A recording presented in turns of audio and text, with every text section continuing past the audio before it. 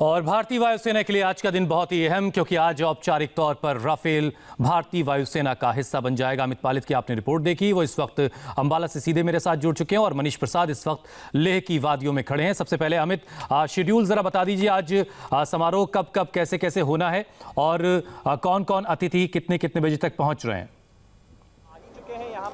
देखिए, आपको सबसे पहले बता देते हैं कि जो चीफ गेस्ट हमारे होंगे, जिसमें रक्षा मंत्री होंगे और फ्रांस के जो डिफेंस मिनिस्टर हैं फ्लोरेंस पार्ले, वो दोनों अगर आएंगे तो 10 सवा 10 बजे तक उनकी यहाँ पर एंट्री हो जाएगी। उसके बाद यहाँ पर जो एक पूजा की जाती है वो पूजा की जाएगी और उसके बाद जो आपके जो फ्लाई पास्ट हमारे जो फाइटर विमान है, जिसमें राफेल है, राफेल के साथ बताया जा रहा है सुकोई भी होगा, इसके अलावा जैगुआर है, तेजस भी यहाँ पर डिस्प्ले करेगा और सारंग जो हमारे हेलीकॉप्टर्स की एक टीम है जो एक्रोबेटिक्स दिखाते हैं वो भी दिखाएंगे। तो कुल मिलाकर 11 बजे हमें ये सब चीज़ देखने को मिलेंगी और 10 से लेके 11 बजे तक के बीच में जो हमारे अतिथि हैं, जो चीफ गेस्ट है, सब यहाँ पर आ जाएंगे। उसके बाद यहाँ पर एक ऐसा वक्त भी आएगा जब रक्षा मंत्री और जो फ्रांस के डिफेंस मिनिस्टर उनके बीच डेलीगेशन लेवल की बातचीत भी होगी। एयर चीफ यहाँ पर मौजूद रहेंगे, सीडीएस यहाँ पर मौजूद रहेंगे। तो कुल मिलाकर हम ये कह सकते हैं कि जो इंडक्शन सेरेमनी है यहाँ पर, भले ही 29 तारीख को यहाँ पर राफेल पहुंचे हो, लेकिन अब वे बिल्कुल तैयार हो चुके हैं हुसैन। और आप समझ सकते हैं कि इस वक्त तैयार हुए हैं, कैमरामैन से जरा कहिए, इस वक्त टेंशन बना हुआ है कि जरा कैमरा पैन करके के लिए उड़ान भरेंगे यहाँ से।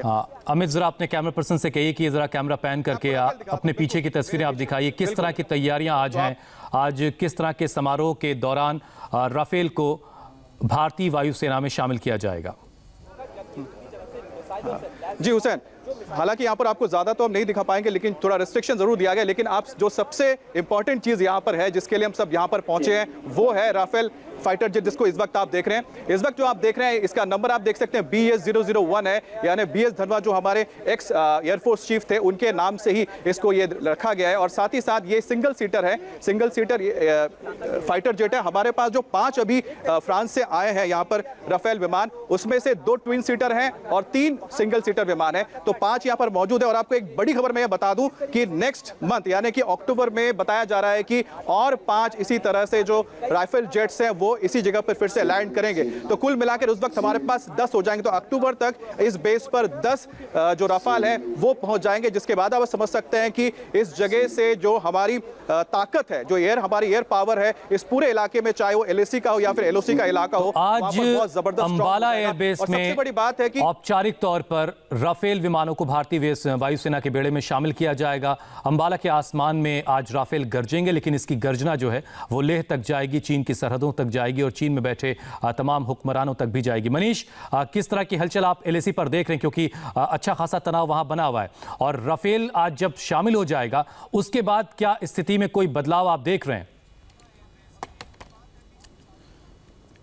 हुसैन, सबसे पहले अभी का लाइन ऑफ एक्चुअल कंट्रोल का डिटेल हम आपको बता दें। पेंगोंग सो, गलवान, उसके साथ साथ रिचेंडला और ब्लैक टॉप, हेलमेट टॉप के इलाके में एक बार फिर से चाइनीज PLA ने अपना भारी तादाद में जो ICVs हैं उनको डिप्लॉय करने की लगातार कोशिश की है और यहां तक कि वो प्रेशर बिल्डअप करने के लिए एरिया को डोमिनेट करने की रणनीति के साथ जो 24 मेन फीचर्स है जहां पर भारतीय सेनाओं ने ऑब्स्ट्रक्शन और ऑब्स्टिकल्स लगाया है, और वो इसलिए लगाया है ताकि चाइनीज PLA को मैसेज बिल्कुल क्लियर कर दिया है भारतीय सेना के द्वारा कि अगर इस ऑब्स्टिकल को पार करते हैं तो भारतीय सेना के जो लोकल कमांडर हैं उनको पूरी छूट मिली हुई है। दूसरी बात, आज गोल्डन एरोज यानी 17 स्क्वाड्रन के लिए बहुत बड़ा दिन है, क्योंकि औपचारिक तौर पर इस समय रफाल जो है 5 की संख्या में, जिसका टेल नंबर RB001, RB004 जो कि ट्विन सीटर हैं, ट्रेनर्स हैं, उसके अलावा BS001, BS003 एंड BS004 जो कि ये दोनों tail number former chief BS Dhanoa, air chief marshal BS Dhanoa और अभी के चीफ RKS भदौरिया के नाम पर है। और ये रणनीतिक तौर पर इसलिए भी इंपॉर्टेंट है क्योंकि आज ये 5 के होगा और फिर उसके बाद फ्लाईवे कंडीशन में करीबन अक्टूबर की लास्ट वीक तक 5 और आएंगे। तो 10 की संख्या में लाइन ऑफ एक्चुअल कंट्रोल के हालात को देखते हुए जो इनमें मिसाइल सिस्टम्स है उसमें स्कैल्प, मेट्योर, माइका और साथ में सबसे स्ट्रेटेजिकली हैमर और के साथ साथ स्पाइस 2000 को भी इक्विप किया जाएगा। और इसीलिए इसे 4.5 जनरेशन मल्टी रोल नहीं बल्कि ओमनी रोल कहा जाता है, क्योंकि ये एक साथ कई टारगेट्स को एंगेज कर सकता है और इसमें एयर डिफेंस कैपेबिलिटी है। फिर शायद जो बढ़ती हुई ताकत है हमारी वो भी एक बेचैनी की वजह चीन की हो सकती है। एक बार फिर से अमित के पास चलते हैं। अमित, कोई और अपडेट आप देना चाहेंगे आज के इस समारोह से जुड़ा हुआ? और ये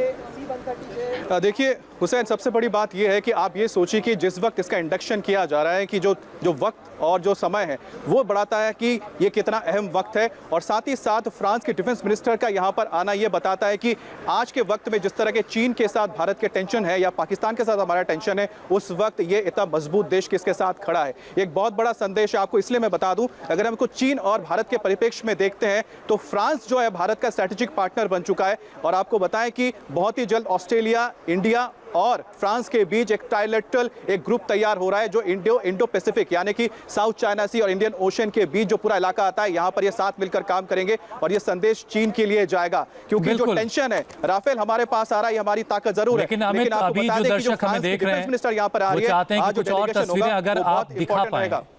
अगर आप कुछ और तस्वीरें वहां की हमें दिखा पाएं हमारे दर्शकों को, तो जरा दिखाइए कि इस वक्त क्या चल रहा है आपके पीछे अंबाला एयरबेस पर। देखिए जी हुसैन, मैं आपको पीछे जो हमारे यहाँ पर एक ही फिलहाल यहाँ पर रखा हुआ है राफेल आप देख पा रहे हैं, ये सिंगल सीटर राफेल विमान है जिसको हर कोई देखना चाहता है, जिसकी उड़ान को हर कोई देखना चाहता है, और आप देखिए कि इस वक्त यहाँ पर तैनात है, लेकिन इसके बाद यहाँ पर और 2 राफेल आएंगे तो हमको बता पाएंगे कि सिंगल सीटर और ट्विन सीटर में क्या फर्क होता है। इस वक्त जो आप ये देख रहे हैं फुली ऑपरेशनल है, इसके सामने जो आपको नोजल दिखाई दे रहा है इसका मतलब ये है कि इसकी जो रेंज है 3700 यानी 3700 किलोमीटर की जो इसकी रेंज है उसको आप अनलिमिटेड रख सकते हैं, क्योंकि इसको एयर टू एयर रिफ्यूल किया जा सकता है। और जब ये भारत आ रहे थे 29 जुलाई के दौरान, उस वक्त भी आपने देखा था किस तरह से मिड एयर रिफ्यूलिंग की गई थी। भारत का जो IL-76 रिफ्यूलिंग टैंकर है, इस वक्त जो आप देख रहे हैं इसके करीब हम जब जाएंगे तो आपको और डिटेल बताएंगे कि इसकी क्या क्या खासियत है। लेकिन जो सिंगल बिल्कुल आप नजर बनाकर रखें अमित, जैसे ही कोई अपडेट होगा हम फौरन आपके पास लौटेंगे। हमारे साथ मनीष प्रसाद ले से उनके पास भी हम चलेंगे। फिलहाल एक छोटा सा ब्रेक लेना है। ब्रेक के बाद जब हम लौटेंगे तो बताएंगे कि ये राफेल विमान आखिर कितना ताकतवर है और इसकी वजह से क्यों चीन और पाकिस्तान जैसे देश इस वक्त बेचैन हैं।